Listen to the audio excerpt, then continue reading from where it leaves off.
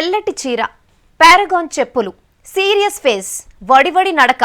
ఈ వర్ణన వినగానే ఠక్కున గుర్తొచ్చేది మమతా బెనర్జీనే. అన్యాయం అనిపిస్తే చాలు ఎదురించడానికి ఎప్పుడైనా రెడీ. అధికారంలో ఉన్నా లేకపోయినా సరే పోరాటమే ఆమె ఊపిరి. మంత్రి పదవులు వద్దనుకున్నా జనం కోసం రోడ్డెక్కినా మమత మార్క్ ఫైర్ బ్రాండ్ ఉంటుందందులో. ఇప్పుడు దేశాన్ని కుదిపేస్తున్న కరెన్సీ క్రైసిస్ లో మొదటి నుంచి వినిపిస్తున్న నిరసన గళం కూడా మమతా బెనర్జీదే. పెద్ద నోట్ల రద్దుపై కట్టలు తెంచుకున్న ఆగ్రహాన్ని చూపిస్తున్నారు మమతా బెనర్జీ. దీదీ ఫైర్ కు కారణమేంటి? ఆమె ఫ్యూచర్ టార్గెట్ ప్రధాని పదవా? అందుకే డేర్గా వెళ్తున్నారా? నోట్ల రద్దుతో కలకత్తా కాళీలా మారిన మమతా బెనర్జీ ఈ వారం V6 న్యూస్ మేకర్.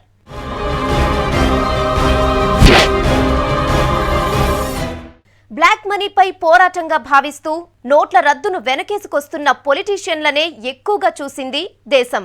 కానీ ఏంటి దీని వెనుకున్న మతలబు అంటూ జనం కోణంలోంచి ప్రశ్నించిన ఫస్ట్ వాయిస్ మమతా బెనర్జీదే. జనాన్ని ఇబ్బందుల పాల్చేసే అధికారం మీకెవరిచ్చారంటూ నిలదీయడమే కాదు, ఢిల్లీ వీధుల్లో ర్యాలీ కూడా తీశారు. దేశాన్ని ప్రభావితం చేసే ఓ కీలక నిర్ణయం తీసుకుని పద్ధతి పాడు లేకుండా ఎలా అమలు చేస్తారంటూ మోడీ సర్కార్ను చీల్చి చెండాడారు మమత.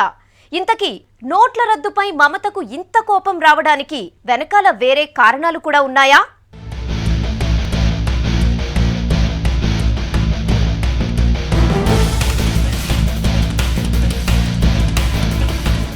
మమతా బెనర్జీ దేశంలో నోట్ల రద్దుపై మండిపడిన మొట్టమొదటి లీడర్. అనాలోచిత చర్యగా ట్రీట్ చేస్తూ ఏకంగా ప్రధాని మోడీపైనే తిరుగుబాటు చేశారు ఫైర్ బ్రాండ్.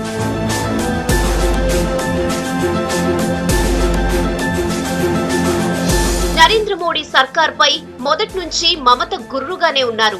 అప్పుడప్పుడు చిన్న చిన్న బాణాలు విసిరినా ఎన్డీఏ సర్కార్ని ఆడించడానికి ఇన్నాళ్లకి మమతకు సరైన ఆయుధం దొరికింది. కూలీల నుంచి కోటీశ్వరుల దాకా అందరికీ కనెక్ట్ అయ్యేది డబ్బే.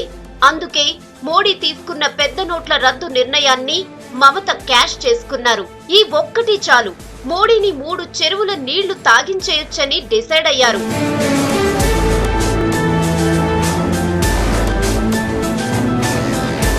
ఏ విషయాన్నైనా ప్రశ్నించడంలో మమతా బెనర్జీని మించిన వారు లేరంటారు. దీదీలోని ఆ నైజమే ఫైర్ బ్రాండ్ బిరుదొచ్చేలా చేసింది. పెద్ద నోట్ల రద్దులో కుట్రకోణం ఉందంటూ మొదటగా డౌట్ పడిన సీఎం మమతా బెనర్జీనే.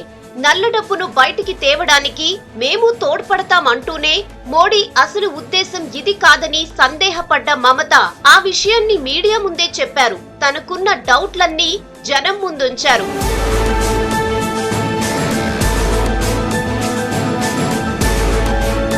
జనం నాడి బాగా తెలిసిన మమతా బెనర్జీ నోట్ల రద్దు వ్యవహారంలో కూడా మొదట జనం యాంగిల్నే తీసుకున్నారు. జనాన్ని ఇబ్బంది పెట్టే అధికారం కేంద్రానికి లేదంటూ తన పోరాటాన్ని మొదలు పెట్టిన మమత ఇప్పుడు మోడీని టార్గెట్ చేసే స్టెప్ తీసుకున్నారు.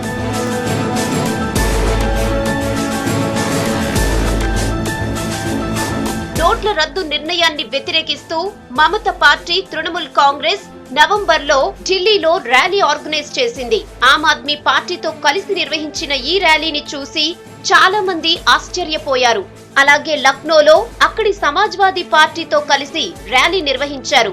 ఉన్నట్టుండి మమత ఇంత యాక్టివ్ అయిపోయారేంటా అని అందరూ ముక్కున వేలేసుకుంటున్నారు.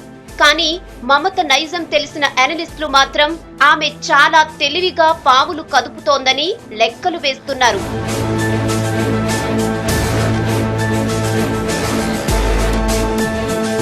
సెంటర్లో బీజేపీకి పోటీ లేని పరిస్థితి.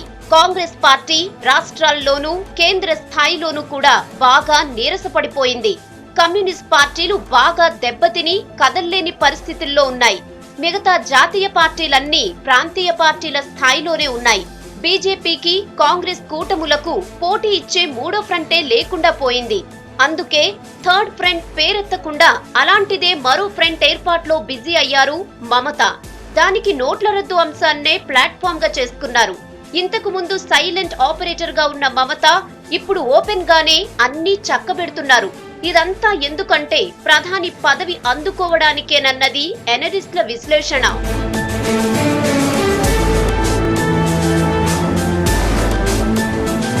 అవకాశాలను అందిపుచ్చుకోవడంలో మమతా బెనర్జీ ఆరితేరారంటారు రాజకీయ విశ్లేషకులు. జాతీయ స్థాయిలో ఏ లీడర్ కూడా మోడీకి పోటీ ఇచ్చే పరిస్థితిలో లేరు. పోటీ అవుతారనుకున్న బీహార్ సీఎం నితీష్ కుమార్ ఎందుకో కానీ ఆ రూట్ లో లేనే లేరు.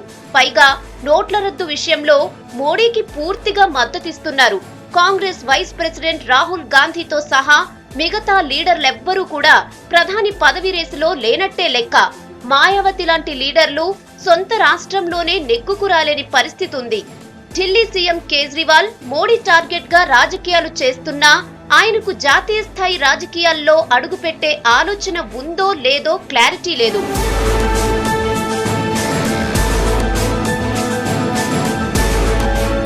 ఇవన్నీ మమతకు కలిసొచ్చాయి. అందుకనే ప్రధాని పదవికి గురి పెట్టారని అనలిస్టులు అంచనా వేస్తున్నారు. అందుకే డైరెక్ట్ గా రంగంలోకి దిగారంటున్నారు. లాలూ ప్రసాద్ యాదవ్, కేజ్రీవాల్, శరద్ యాదవ్ లాంటి లీడర్లతో రెగ్యులర్ టచ్ లో ఉంటున్నారు మమత. అన్నింటికీ మించి బెంగాల్లో తమ శత్రువైన సిపిఎం కు నేషనల్ చీఫ్ అయిన సీతారాం ఏచూరితో కూడా మమత తరచుగా మాట్లాడుతున్నట్టు ఢిల్లీలో టాక్. ఇవన్నీ చూస్తే చాలా పెద్ద ప్లాన్ తోనే మమత అడుగులు వేస్తున్నారన్నది రాజకీయ నిపుణుల మాట.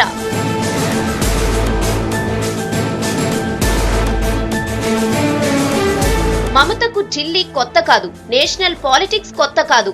నిజానికి ఆమె జాతీయ రాజకీయాల నుంచే బెంగాల్ రాజకీయాలకు వెళ్లారు. 7 సార్లు ఎంపీగా ఎన్నికయ్యారు. కేంద్ర మంత్రిగా 4 సార్లు పనిచేశారు. అందుకే ఢిల్లీలో ఎలా ఉండాలో, ఏం చేస్తే అనుకున్నది సాధించొచ్చో ఆమెకు చాలా బాగా తెలుసు. అందుకే నోట్ల రద్దుతో ఫైర్ బ్రాండ్ బోల్డ్ స్టెప్ వేశారంటున్నారు.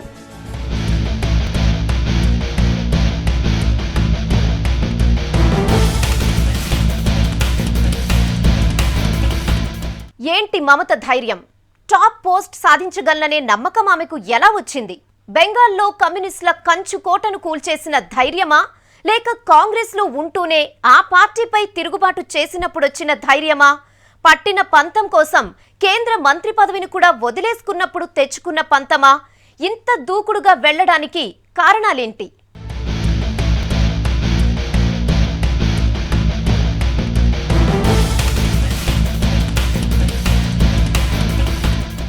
మమతా బెనర్జీ జీవితాన్ని గమనిస్తే అడుగడుగునా ఆమె ధైర్య సాహసాలే కనిపిస్తాయి. ఆమె జీవితం ఎలా మొదలైందో, ఎలా ముందుకు సాగిందో చూస్తే ఆమె తెగువ, దూకుడు ఎలాంటివో అర్థమవుతాయి. కోల్కతాలో ఓ సగటు మిడిల్ క్లాస్ ఫ్యామిలీలో పుట్టిన మమతా బెనర్జీకి చిన్నతనం నుంచి దూకుడెక్కువ. చదువులోనే కాదు, అన్నింట్లోనూ చురుగ్గా ఉండేవారు. హిస్టరీ అంటే చాలా ఇష్టం మమతకు. హిస్టరీ మెయిన్ సబ్జెక్టుగా డిగ్రీ చదివిన మమత ఆ తర్వాత ఇస్లామిక్ హిస్టరీలో ఎంఏ చేశారు. పీజీ తర్వాత మళ్లీ మరో డిగ్రీ కోర్సు చదవడం, ఆ పైన లా డిగ్రీ సాధించారు. ఇవన్నీ మమతకు చదువంటే ఉన్న ఇంట్రెస్ట్ ఏంటో చెప్తాయి. ఇంత చదివిన వాళ్ళు మామూలుగా అయితే టీచింగ్నే ఎంచుకుంటారు. కానీ మమత మాత్రం పాలిటిక్స్లోకి వచ్చేశారు. దీనికి 15 ఏళ్ల వయసు నుంచే ప్లాన్ చేసుకున్నారు.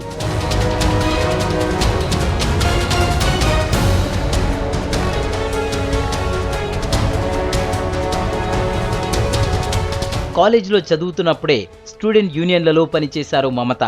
Congress party student wing NSUI తరపున కాలేజీ ఎలక్షన్స్ లో నిలబడేవారామె. అలా యూత్ కాంగ్రెస్ వైపు మళ్లారు. చూస్తుండగానే బెంగాల్లో మహిళా కాంగ్రెస్ కు సెక్రటరీ అయ్యారు. 1984 లోక్సభ ఎన్నికల్లో కోల్కతా సౌత్ నియోజకవర్గం నుంచి పోటీ చేసి సిపిఎం టాప్ లీడర్లలో ఒకరైన సోమనాథ్ చటర్జీని ఓడించి సంచలనం సృష్టించారు. దాంతో దేశం దృష్టి ఒక్కసారిగా మమతపై పడింది. కమ్యూనిస్టుల ఎర్రకోటలో ఒక మేటి యోధుణ్ణి ఓడించడం మహామహులకే సాధ్యం కాలేదు. అప్పటికే ఆమె వయసు 29.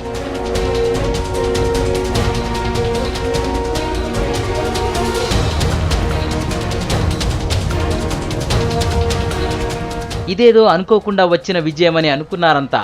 అయితే 1991లో కూడా మళ్లీ ఎంపీగా గెలిచారు మమత. మొత్తంగా 5 సార్లు ఎంపీ అయ్యారు. సమయానికి తగ్గట్టుగా లాయల్టీని మార్చేసుకోవడం కూడా ఇన్నిసార్లు గెలవడానికి ఉపయోగపడిందనేది ఓపెన్ సీక్రెట్.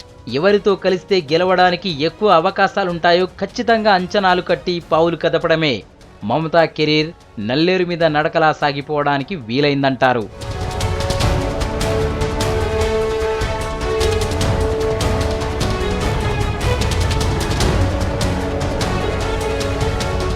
1991లో పివి నరసింహారావు కేబినెట్లో మానవ వనరుల శాఖ మంత్రిగా అతిపిన్న వయసులో బాధ్యతలు చేపట్టారు మమత. యూత్ అఫైర్స్, క్రీడలకు కూడా ఆమె మంత్రి. దేశంలో ఆటల డెవలప్మెంట్కు ఒక ప్లాన్ తయారు చేశారు మమత. అయితే దాన్ని అమలు చేయడానికి ప్రభుత్వం సాయం చేయడం లేదంటూ కోల్కతాలో ఓ ర్యాలీ ఆర్గనైజ్ చేశారు. క్రీడాభివృద్ధికి కృషి చేయడానికి ప్రభుత్వానికి ఇష్టం లేదంటూ స్పీచ్ ఇచ్చారు. దాంతో ఆమె మంత్రి పదవి పోయింది.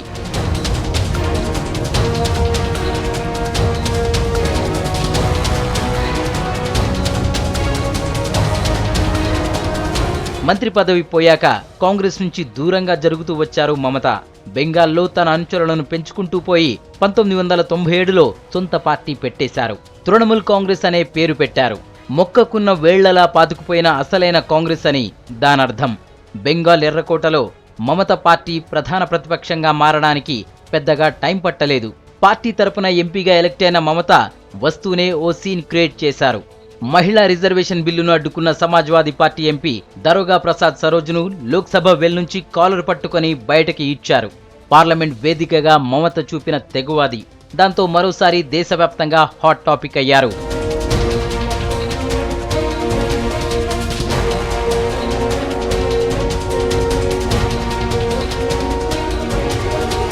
పంతొమ్మిది 1999లో బీజేపీ నాయకత్వంలోని ఎన్డీఏ ప్రభుత్వంలో చేరారు మమత. ఆమెకు రైల్వే శాఖ ఇచ్చారు.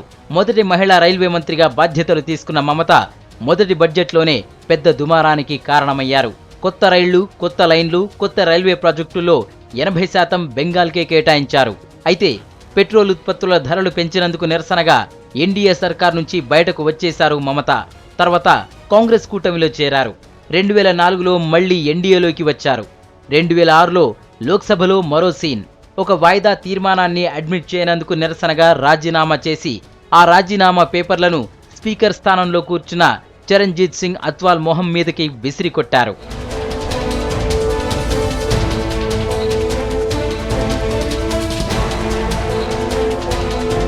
2009లో మళ్లీ కాంగ్రెస్ నాయకత్వంలోని యూపీఏలోకి వచ్చారు. రెండోసారి రైల్వే మంత్రి అయ్యారు. మళ్లీ బెంగాల్కే పెద్ద వాటా, మళ్లీ నిరసనలు. మామూలుగా సీరియస్గా ఉండే మమత రైల్వే బడ్జెట్ చదువుతున్నప్పుడు మాత్రం కొన్ని జోక్స్ వేసేవారు. బెంగాలీ కవితలు చదివేవారు. అయితే రైల్వే మంత్రిగా ఆమె ఫెయిల్. రైల్వే శాఖ ఆమె హయాంలో మరిన్ని నష్టాల్లోకి జారిపోయింది.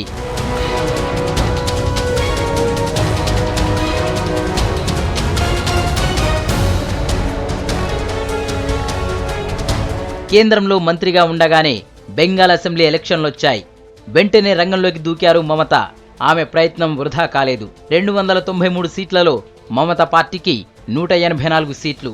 ఆమెతో కలిసి పోటీ చేసిన కాంగ్రెస్కు 42 సీట్లు వచ్చాయి. 34 ఏళ్ల పాటు బెంగాల్ను పాలించిన లెఫ్ట్ ప్రభుత్వం కుప్పకూలింది. మమత రైల్వే మంత్రిగా రిజైన్ చేసి బెంగాల్ ముఖ్యమంత్రి కుర్చీలో కూర్చున్నారు.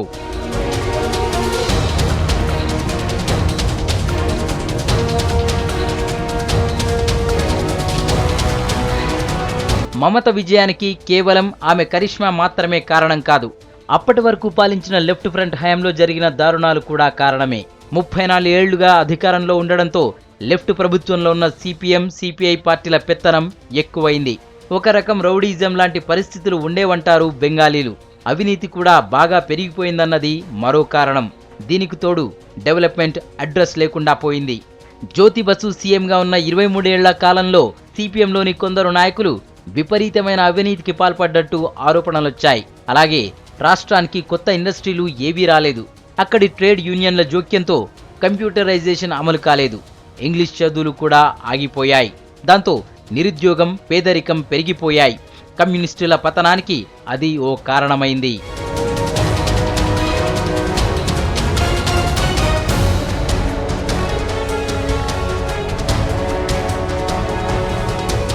నిజానికి జ్యోతి బసు తర్వాత సీఎం అయిన బుద్ధదేవ్ భట్టాచార్య కొన్ని సంస్కరణలు తీసుకురావడానికి ప్రయత్నం చేసినా మమతా బెనర్జీ అడ్డుకున్నారు. సెజ్లు రావడానికి, టాటా మోటార్స్ కంపెనీ రావడానికి భట్టాచార్య ప్రయత్నాలు చేసినా మమత పార్టీ అడ్డుకోవడంతో బెంగాల్లో అభివృద్ధి ఆగిపోయింది. నందిగ్రామ్ తిరుగుబాటు అలా పుట్టిందే. లెఫ్ట్ పార్టీల లోపాలతో అధికారంలోకి వచ్చిన మమత పాపులర్ స్కీమ్లు ఏవి తీసుకురాలేదు. కానీ చదువుల విషయంలో, హాస్పిటల్స్లో ట్రీట్మెంట్ విషయంలో కొన్ని మార్పులు తీసుకొచ్చారు. టీచర్లకి ప్రతి ఫస్ట్న జీతాలివ్వడం మొదలైంది. హిస్టరీ అంటే ఇష్టపడే పేర్ల విషయంలో తన ముచ్చట తీర్చుకుంటున్నారు.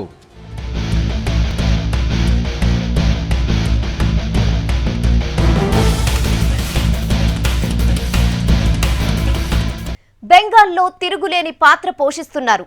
ఇంతకు ముందే ఢిల్లీ రాజకీయాల్లో చక్రం తిప్పిన చరిత్ర కూడా ఉంది. పైగా ఇప్పుడున్న పరిస్థితుల్లో ప్రధాని మోడీకి పోటీ లేదన్న వాదన ఉంది. అందుకే ప్రధాని రేసులోకి అనూహ్యంగా తన పేరు తీసుకొచ్చారు దీదీ. ప్రధానమంత్రి కావడానికి మమతా బెనర్జీ పూర్తిగా క్వాలిఫైడ్. కానీ ఈ జనరేషన్తో కలిసి ఆమె పరుగు తీయగలరా? కొత్త ఇండస్ట్రీలు తీసుకురాగలరా? లెఫ్ట్ పార్టీల స్టైల్లో ఉండే తృణమూల్ కాంగ్రెస్ ను దేశంలో మిగతా నేతలు ఒప్పుకుంటారా? మమతకున్న ప్లస్లేంటి, మైనస్లేంటి?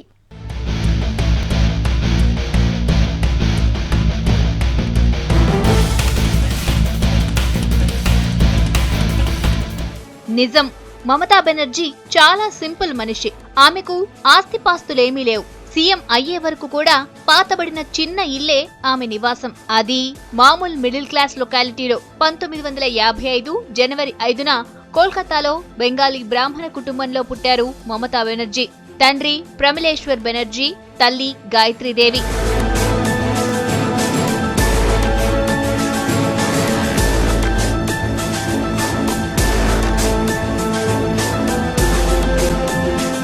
అరవై ఒక్కేళ్ల బ్యాచులర్ మమతా బెనర్జీ. పెళ్లి చేసుకోలేదు కాబట్టి పైరవీలకు అవకాశమే లేదు. చుట్టాలని దగ్గరకు రానివ్వరన్న పేరుంది కనుక వాళ్ళెవ్వరూ ప్రభుత్వ కార్యకలాపాల్లో జోక్యం చేసుకునే అవకాశమే లేదు.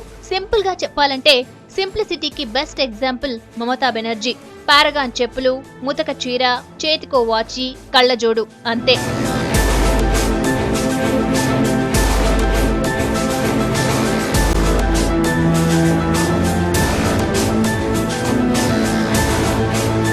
అంతా బాగానే ఉంది. వ్యక్తిగా మమతా బెనర్జీకి వంక పెట్టడానికి లేదు.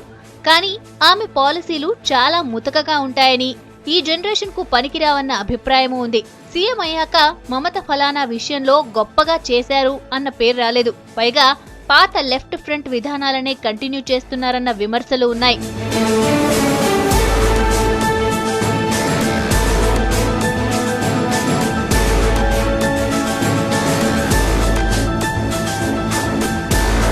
తన వ్యక్తిత్వాన్ని మార్చుకుని పాలనను కొత్త పుంతలు తొక్కించాలన్నా వీలు కాదు. గతంలో మమత చేసిన పనులే ఇప్పుడు ఆమెకు మైనస్ గా మారాయి. ఇందులో మొదటిది నందిగ్రామ్ గొడవ, రెండోది సింగూర్ వివాదం. కమ్యూనిస్టుల కంచుకోటను బద్దలు కొట్టడానికి ఉపయోగపడ్డ తిరుగుబాట్లివి. సెజ్లు, కార్పొరేట్లు అభివృద్ధి జోలికి వెళ్లాలంటే నాటి తిరుగుబాట్లకు దీదీ సమాధానం చెప్పాల్సుంటుంది.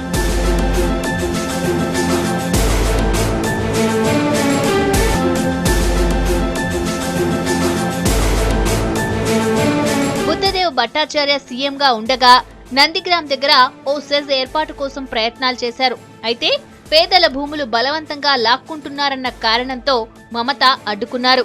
మా మాటి మనుష్ స్లోగన్తో దూసుకొచ్చారు. తల్లి, మాతృభూమి, మనుషులు అన్న నినాదంతో బెంగాలీలో సెంటిమెంట్ రగిల్చారు. దాంతో రాష్ట్ర వ్యాప్తంగా పెద్ద ఉద్యమమే వచ్చింది. సెజ్ ఆగిపోయింది. పోలీస్ కాల్పుల్లో 14 మంది ప్రాణాలు పోయాయి. కమ్యూనిస్టు పతనానికి ఆ తిరుగుబాటు కారణమైంది.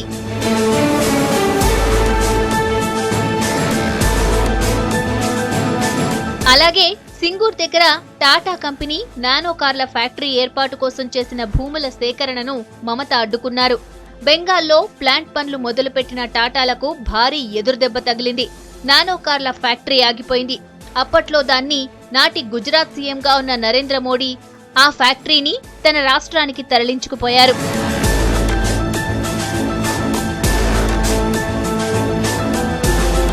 ఈ రెండు ఉద్యమాలు ఇప్పటికీ మమత మీద పనిచేస్తూనే ఉన్నాయి. కొత్తగా బెంగాల్కు పరిశ్రమలేవీ రాలేదు.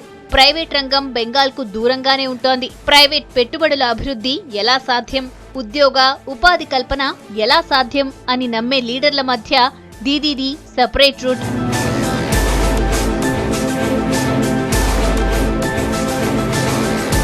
ఇక శారదా చిట్ ఫండ్ స్కామ్ మమత ప్రభుత్వం మీద మచ్చగా మారింది. ఎన్నో ఆత్మహత్యలకు, హత్యలకు దారితీసిన ఈ స్కామ్ లో మంత్రులు, తృణమూల్ కాంగ్రెస్ లీడర్ల పాత్ర ఉన్నట్టు తేలింది. ఈ స్కామ్ లో మమత రోల్ ఉందో లేదో తేలలేదు. కానీ ఈ వ్యవహారాన్ని ఆమె సరిగా హ్యాండిల్ చేయలేదనే ఆరోపణలొచ్చాయి. పైగా దోషులపై తీసుకున్న చర్యలు నామమాత్రమే అన్న విమర్శలున్నాయి.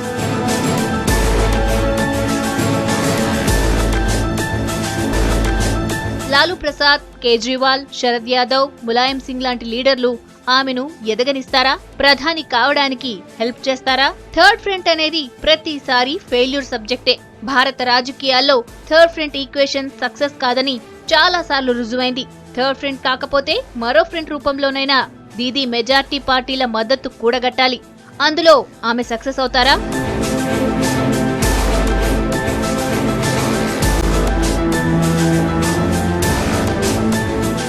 అవసరానికి తగ్గట్టుగా ఎన్డీఏ, యూపీఏలకు అంటకాగిన మమత విషయంలో ఎవరికైనా భరోసా ఉంటుందా అన్నది మరో క్వశ్చన్. మూడో ఫ్రంట్ తో ఆమెను గెలిపిస్తే బీజేపీతో కానీ కాంగ్రెస్ తో కానీ జోడీ కట్టదనే గ్యారంటీ ఉందా? ఈ ప్రశ్నలకు జవాబులు చెప్పాల్సింది మమతనే. ఇన్నాళ్ల దూకుడు రాజకీయాలు ఆమెను బెంగాల్ సీఎంను చేయగలిగాయేమో గాని దేశానికి ప్రధానిని చేస్తాయన్న గ్యారంటీ లేదు. దేశంలో అనూహ్య రాజకీయ పరిణామాలు వస్తే తప్ప అవకాశం లేదు.